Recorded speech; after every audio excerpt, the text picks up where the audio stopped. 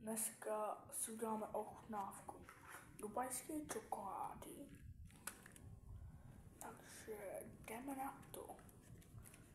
To co mám. Zvědavý, jak to bude chutnat teda. Já už jsem nakonec zkoušel.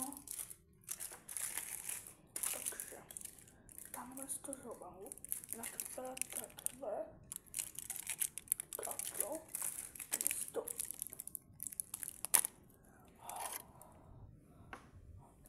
No, jdeme na to.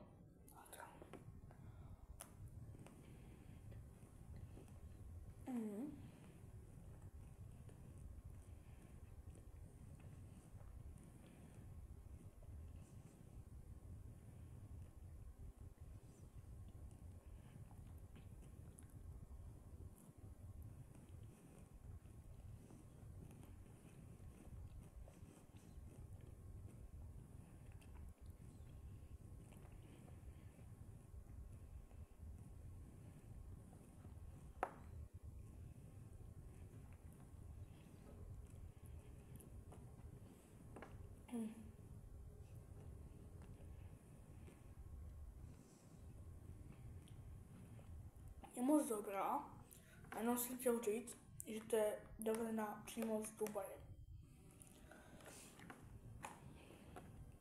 A ten pistáciový krém a také ty tyčinky, to je dobré. Takže já se s váma loučím a vidíme se u dalšího videa. Dávejte nám lajky, odběry, zvonečky. Vidíme se příště, ahoj.